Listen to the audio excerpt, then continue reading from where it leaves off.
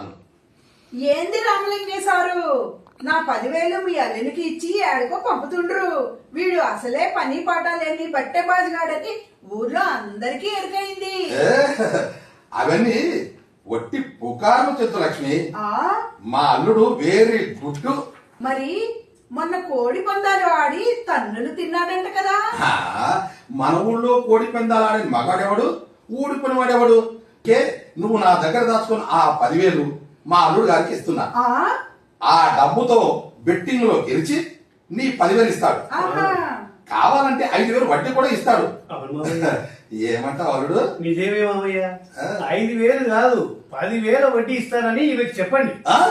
సరే, ఒకవేళ ఈ హౌలగాడు ఓడిపోతే? మా అల్లుడు నాలా ఓడిపోడు చిత్రలక్ష్మి. ఒకవేళ ఓడిపోతే నీ కాకా హోటల్లో వంటవాడిగా మారి పెసరట్లు దోశ